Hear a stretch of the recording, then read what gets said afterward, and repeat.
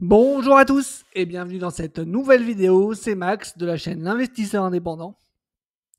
Et je vous retrouve aujourd'hui pour une nouvelle vidéo où on va encore parler d'investissement et de pourquoi vous devez vous mettre à investir en bourse, investir votre épargne et le faire le plus tôt possible. Et comme vous le voyez à l'écran aujourd'hui, on va parler principalement des retraites.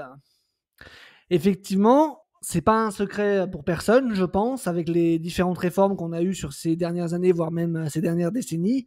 Le gouvernement nous fait comprendre chaque année un peu plus que le système des retraites tel qu'il est construit actuellement en France, c'est de plus en plus compliqué et ça le sera de plus en plus au fur et à mesure des années qui passent.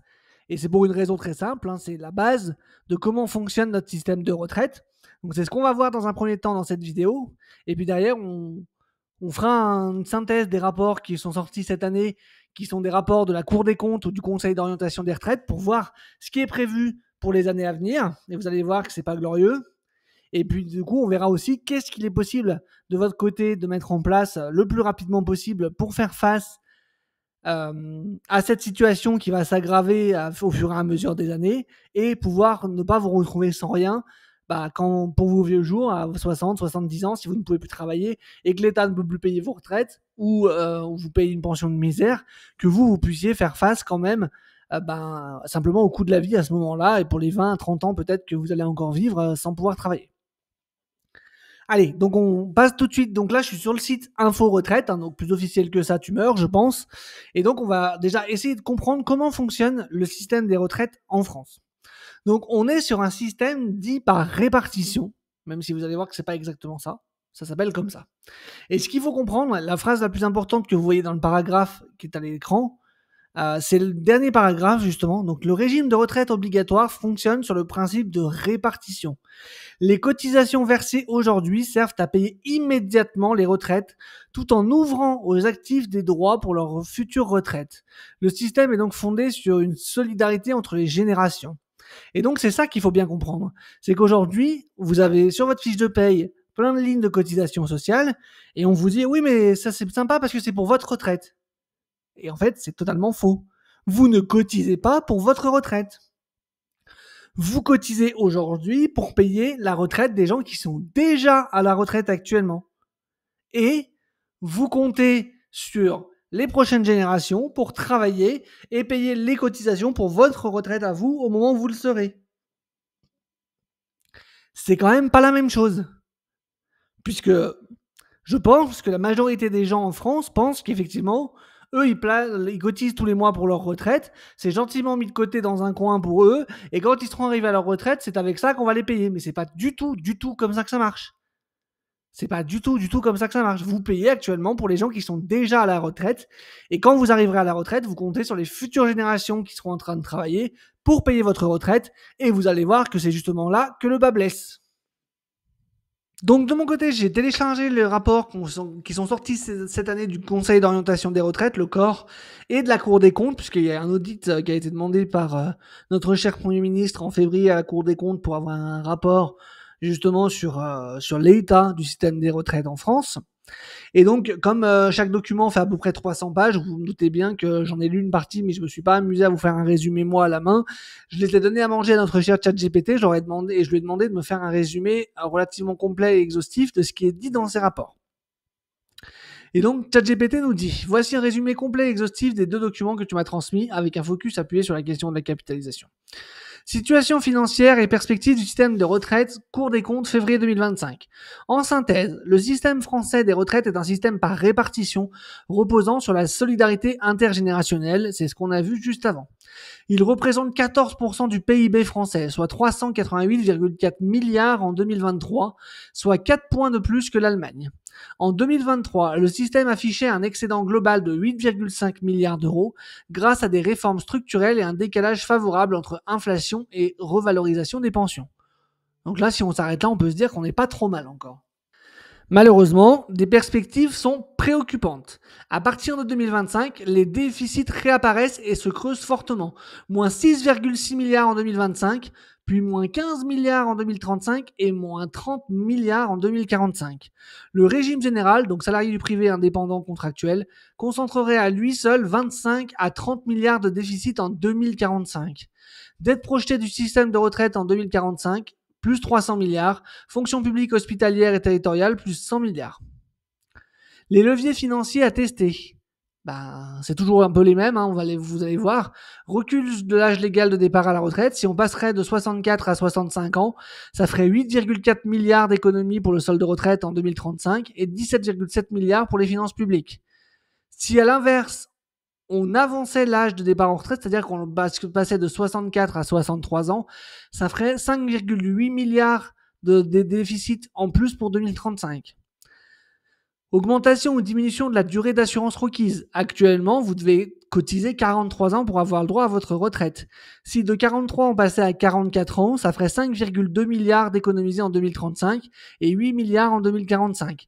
Si à l'inverse on passait de 43 à 42 ans de cotisation, ça ferait moins 3,9 milliards en 2035 et moins 7,7 milliards en 2045. Si on augmentait les cotisations, parce qu'on n'en paye déjà pas assez, donc un point de cotisation en plus, ça ferait à peu près 7 milliards de recettes environ. Et indexation des pensions, donc revoir les règles d'indexation pourrait générer jusqu'à 6 milliards d'économies par an si les pensions sont désindexées de l'inflation. Mais si on fait ça, ça veut dire que déjà, les gens qui aujourd'hui n'ont pas une retraite qui est mirobolante et qui galèrent à joindre les deux bouts, vous doutez que là, ce serait encore pire, surtout si l'inflation continue d'augmenter ou qu'on a une hyperinflation qui s'emballe dans les prochaines années. Donc voilà les solutions qui sont envisagées par l'État, hein. Donc comme je vous disais à la base, c'est pas très mirobolant, c'est pas très surprenant non plus, hein, c'est toujours la même chose. Donc en gros, c'est partir en retraite plus tard, travailler plus longtemps, cotiser plus et pour potentiellement gagner moins, puisqu'il faut pas croire qu'en fait ce sera soit le 1, soit le 2, soit le 3, soit le 4. Moi je pense que vu la situation de notre système des retraites, et si on décide, si l'État veut qu'il continue à survivre, à mon avis, ce sera un mix des quatre. Faut pas rêver, hein. Donc, on partira plus tard, on travaillera plus longtemps, on cotisera plus pour gagner moins. Voilà, c'est comme ça que ça finira. Et donc, si on met pas en place des choses nous-mêmes de notre côté pour nous protéger, pour faire face à tout ça, je peux vous dire que le réveil sera difficile pour ceux qui arriveront à la retraite, qui n'auront rien préparé et qui n'auront pensé à rien. Alors, avant de passer sur le rapport, du Conseil d'orientation des retraites, j'avais demandé à ChatGPT de se concentrer un petit peu sur ce qui était dit dans les rapports par rapport à la capitalisation, c'est-à-dire de switcher au moins en partie le système des retraites par répartition sur un système par capitalisation au moins minima. Et donc il nous dit, la Cour ne recommande pas directement un passage vers un système par capitalisation obligatoire, mais documente et analyse l'existence de dispositifs existants basés sur la capitalisation. Donc, exemple de dispositif en capitalisation, le fameux plan épargne retraite. Donc, cotisation volontaire à titre individuel ou collectif représente 292,7 milliards d'encours en 2023. En 2022, 18,5 milliards de cotisations et 8,3 milliards de prestations. Le coût pour les finances publiques, 1,8 milliard par an avec les exonérations fiscales et sociales. La retraite additionnelle de la fonction publique, qui est un régime obligatoire par capitalisation pour les fonctionnaires hors traitement indiciaire. Donc, comme quoi, on dit toujours en France, on n'a qu'un système par répartition, c'est faux, puisqu'il existe des régimes spécifiques qui, eux, fonctionnent par capitalisation. Et bizarrement, ce sont les seuls régimes de retraite qui, aujourd'hui, sont excédentaires. Je dis ça, je dis rien, mais voilà, c'est dit quand même. Donc, régime obligatoire par capitalisation pour les fonctionnaires hors traitement indiciaire, je l'ai déjà dit, 41,5 milliards d'actifs comptables à fin 2024, 47,8 milliards en valeur de marché, donc ça couvre 136% des engagements. Rendement interne du portefeuille sur la période 2006-2024, 4,35%. Pas incroyable, ça c'est clair et net, on n'est même pas à 5%, mais ils doivent vraiment pas prendre trop de risques, et je pense que ça bat quand même largement l'inflation. La caisse d'assurance vieillesse des pharmaciens, régime en capitalisation également, avec 5,6 milliards de provisions et 7,4 milliards en valeur de marché, soit un surfinancement de 131%. Donc comme quoi, bizarrement, les quelques régimes par capitalisation qu'on a, ça se porte pas trop mal, hein. Donc la Cour des comptes nous dit que ces régimes ne couvrent qu'une faible part des besoins globaux de retraite, mais illustrent l'efficacité financière potentielle d'un système en capitalisation à long terme. Toutefois, ils sont coûteux pour les finances publiques en raison des incitations fiscales et sociales. Aucune recommandation explicite n'est faite pour généraliser la capitalisation. En revanche, la Cour insiste sur la nécessité d'explorer tous les leviers disponibles, âge, durée, cotisation, indexation, sans exclure les dispositifs existants en capitalisation comme outil complémentaire. Moi, je pense vraiment, et c'est qu'un avis personnel pour le coup, et j'ai absolument pas la vérité, je pense vraiment qu'on va se diriger de plus en plus vers un système hybride. Tout simplement parce qu'en fait, on ne peut pas purement et simplement arrêter notre modèle par répartition, puisque ça veut dire que ceux qui sont à la retraite aujourd'hui, qui ont travaillé 40, 50 ans, on peut pas dire, bah voilà, maintenant c'est fini, vous avez cotisé toute votre vie, c'est bien gentil, mais maintenant vous avez plus de retraite. C'est pas possible. C'est matériellement pas possible. Par contre, ce qui va se passer, c'est que de plus en plus, on va réduire le montant de ces pensions. Et on va inciter de plus en plus les gens à se créer leur propre retraite par capitalisation, de sorte que, au fur et à mesure que là, les anciens qui ont que le système par répartition vont disparaître, et on va se retrouver au fur et à mesure avec un régime obligatoire qui vous servira peut-être 25, 30, 40, 50% d'une pension de retraite, et le reste, les 50% restants ou plus, seront faits par la capitalisation que le salarié se sera créé par lui-même. Et comme aujourd'hui, il n'y a pas d'incitation de l'État à le faire, hormis les versements sur le PER ou les choses comme ça, mais je veux dire, il n'y a pas d'incitation pour que ça devienne obligatoire ou de cotisation obligatoire sur votre salaire ou quoi que ce soit. C'est vraiment à vous de prendre en main cette chose-là, de prendre ce problème à bras-le-corps et de faire en sorte, en fait, de mettre des stratégies en place, d'épargner, d'investir pour votre retraite et pour pouvoir avoir cette partie capitalisation qui soit créée pour vous le jour où vous voulez partir à la retraite et aussi pour pouvoir partir à la retraite quand vous voulez. Je veux dire, demain, celui qui arrive à mettre vraiment énormément de retraite de côté, qui investit en bourse, qui fait de la bonne perf et tout ça, et qui arrive à avoir, j'en sais rien, moi, 1,5 million de côté à 50 ans, par exemple, il a peut-être pas besoin de travailler jusqu'à 65, en fait. Hein. Alors, s'il veut continuer, il peut le faire, mais s'il a envie de partir, il peut aussi. Et c'est quand même vachement bien, parce que aujourd'hui, pour moi, c'est ça l'intérêt de gagner de l'argent, c'est pour faire ce qu'on veut. C'est avoir plus de liberté. Si demain vous voulez arrêter de travailler, si vous pouvez le faire, vous pouvez le faire. Si demain vous voulez arrêter de travailler et que vous n'avez pas un euro, vous pouvez pas le faire de toute façon. Donc voilà. Et si vous voulez continuer de travailler, même si vous avez des millions de côté, vous pouvez aussi le faire en fait. C'est vraiment une question de choix pour le coup. Allez, on passe sur le rapport du Conseil d'orientation des retraites, donc de juin 2025. Donc, qu'est-ce qu'ils nous disent? État du système en 2024. Donc, déficit du système des retraites en 2024, moins 1,7 milliard hors charges financières, donc 0,1% du PIB, mais excédent de 4,1 milliards en intégrant les charges financières. Je comprends pas trop comment il faut leur calcul, je vais pas rentrer dans le détail, c'est pas grave. Projection à 2070, solde structurel, moins 1,4% du PIB, soit un déficit annuel autour de 35 à 40 milliards. Donc on est quand même à peu près sur les mêmes chiffres que ce que nous disait la Cour des comptes. Hein. Focus sur les réserves. Répartition 213,8 milliards de réserves, soit 7,3% du PIB. Capitalisation préfinancée 55,2 milliards d'actifs en valeur de marché fin 2024, soit 1,4% du PIB. Donc la retraite des fonctionnaires et la CAVP, je pense que c'est la truc des pharmaciens aussi qu'on a vu tout à l'heure. Le rapport donne une vision comptable et prudente du rôle de la capitalisation. Elle est qualifiée de complémentaire, notamment via la RAFP et le PER. C'est ce que je vous disais tout à l'heure. Elle offre une meilleure couverture des engagements et un rendement intéressant, mais reste marginale dans le système global. Effectivement, aujourd'hui, 99% de notre système fonctionne par répartition. Les rendements techniques du RAFP s'élèvent à 3,89% en 2025 contre 3,81% en 2024, illustrant une performance solide.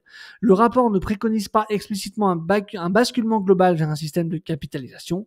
Il mentionne néanmoins que les régimes en capitalisation ont provisionné leur engagement sans prendre en compte de cotisations futures, ce qui les rend financièrement plus sains à long terme, contrairement aux régimes en répartition. Vous voyez ? Là, c'est quand même le Conseil d'orientation des retraites qui nous dit que les systèmes par capitalisation sont financièrement plus sains à long terme que les régimes par répartition. Conclusion générale, aucune des deux institutions, Cour des comptes ou Conseil d'orientation des retraites, ne préconise officiellement un passage généralisé à un système de retraite par capitalisation. Cependant, elles reconnaissent la solidité financière des régimes en capitalisation existants, elles soulignent la vulnérabilité croissante du système par répartition à moyen et long terme, elles recommandent de mobiliser tous les leviers paramétriques pour préserver l'équilibre du système, âge, durée, cotisation, indexation, ce que je vous disais tout à l'heure, on va travailler plus longtemps, à partir à la retraite plus tard en payant plus de cotisations pour une retraite moindre. La capitalisation reste un outil de diversification prudentielle, mais son rôle pourrait être amené à croître si la trajectoire des déficits se confirme. Je vois pas comment elle ne pourrait pas se confirmer de toute façon. Puisqu'en fait, le fond du problème de notre système par répartition, il est purement démographique et même, j'ai envie de dire, mathématique. Donc vous voyez, j'ai demandé à Grok de me faire une synthèse du nombre de cotisants par retraité. Donc pareil, toujours pris sur des ressources officielles comme l'INSEE ou le Conseil d'orientation des retraites. Donc en 1960, le Conseil d'orientation des retraites nous dit qu'on avait 4 cotisants par retraité. En 1990, à peine 30 ans après, on est à 2,6. On avait déjà quasiment divisé par 2. En 2002, on est à 1,9. Et si on se projette, le Conseil d'orientation des retraites nous projette qu'en 2070, on aura entre 1,2 et 1,3 cotisants par retraité. Est-ce que vous vous rendez compte que ce n'est pas tenable ? Le jour où on tombe sur un cotisant pour un retraité, ça veut dire qu'en fait, vous devez cotiser, vous, sur votre salaire, de quoi payer un retraité. C'est absolument impossible. Impossible. Ou alors si vous n'avez plus de salaire. Voilà. Donc, ce système n'est pas tenable. À moins que demain, il y ait une relance démographique incroyable, une explosion du nombre de naissances en France, pour que dans 20 ans, on ait plein de gens pour travailler à nouveau et s'occuper des retraités, que je ne vois absolument pas arriver. Ce système, sur le long terme, n'est pas tenable. Encore une fois, je suis de ceux qui pensent qu'il n'est pas voué à disparaître, mais qu'il va être considérablement réduit. Encore une fois, on va devoir cotiser plus longtemps, travailler plus longtemps, cotiser plus pour toucher bien moins que ce que les gens qui touchent à la retraite, qui sont à la retraite aujourd'hui, touchent. Mais c'est obligatoire, en fait, il n'y a pas le choix. Il n'y a pas le choix, c'est mathématique. Et donc, les gens qui ne prévoient pas cet avenir-là, qui ne mettent pas des choses en place pour se protéger, vont avoir un réveil qui va être très, très, très brutal. Et du coup, je me suis mis sur la calculatrice d'intérêt composé de nos amis de chez Finari. Et donc, j'ai pris l'horizon de placement à 43 ans, qui est le nombre d'années duquel on travaille pour cotiser à notre retraite. J'ai pris un taux d'intérêt que je trouve très conservateur, qui est de 5% par an. Et en fait, je voulais vous montrer que en mettant seulement 100 € de côté par mois pendant une période de 43 ans, vous vous retrouvez à la fin avec un capital de 171 592 €. Avec 51 600 € de versement et quasiment 120 000 € d'intérêt. Vous avez gagné déjà plus de 2 fois plus que ce que vous avez versé. Mais avoir cette épargne de côté à votre retraite, si demain la caisse de retraite, elle vous verse plus que 500 ou 600 € par mois, ça va vous permettre de pouvoir vous verser 500, 600 € par mois de plus pendant peut-être 25-30 ans. Et là, on parle que de 100 € par mois pendant 43 ans. Parce qu'on est d'accord que quelqu'un qui commence à travailler à 18 ans, c'est pas normalement qui va avoir les plus gros revenus, mais théoriquement, normalement, au fur et à mesure de sa carrière, il va évoluer dans ses postes et il va aussi évoluer en salaire. Donc peut-être qu'au bout d'un moment, au lieu d'épargner 100 €, il pourra en épargner 200. Donc si on passe à 200 € par mois, voyons ce que ça donne. On passe à 343 184 € avec 240 000 € quasiment d'intérêt. Donc vous voyez, tout ça, ça vous permettrait quand même d'avoir un sacré complément de retraite à la fin. Et là, on a fait que ça sur 200 €. Imaginez si on part sur 400 € par mois, ce qui est quand même pas déconnant non plus. On arrive à 686 368 €. Alors oui, il faut pouvoir mettre 400 € de côté par mois pendant 43 ans. C'est peut-être pas le cas de tout le monde. Mais vous voyez, même avec 100 € par mois, vous arrivez déjà quasiment à 200 000 €. Et à 5% d'intérêt, c'est pas des intérêts qui sont incroyables et impossibles à aller chercher. La bourse, c'est à peu près 8% par an. Donc vous voyez, même si on se remet, pour voir un petit peu, pour vous donner une idée de ce que ça peut donner, mais si on se remet à 100 € par mois, mais que là on est à 8% d'intérêt, vous voyez, vous êtes à 395 500 €. 395 000. 395 000, si vous voulez vous prendre 1 000 € par mois, ça vous fait vivre quelques années. Attendez, je vais calculer ça vite fait.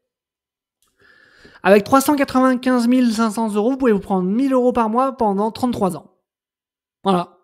Donc vous voyez, vous partez à la retraite à 65 ans, bah, vous pouvez vivre quasiment jusqu'à 100 ans en vous prenant 1 000 € par mois, en plus de votre système de retraite, hein. Voilà, je pense qu'il y a rien de plus à te dire, hein.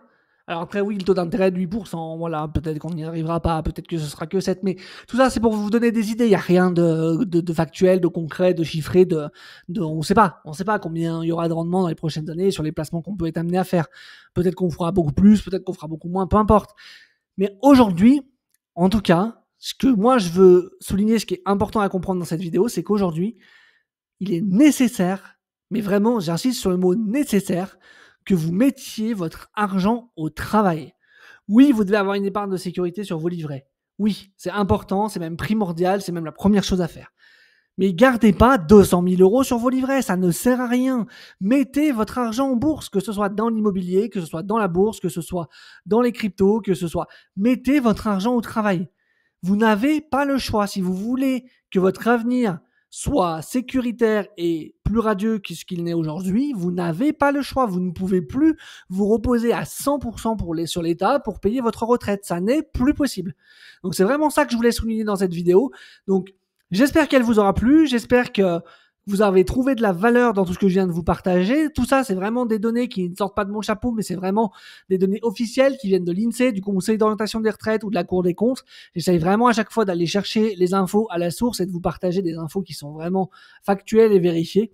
Donc, si vous connaissez quelqu'un qui pourrait être intéressé par cette vidéo, n'hésitez pas à lui partager. N'hésitez pas à vous abonner, à liker la vidéo également. Si vous vous abonnez, pensez à activer la petite cloche pour bien être informé de la sortie des prochaines vidéos. Et moi, j'espère justement vous retrouver sur une prochaine vidéo pour vous aider à vous aussi devenir un investisseur indépendant. Et je vous dis allez, ciao, à la prochaine!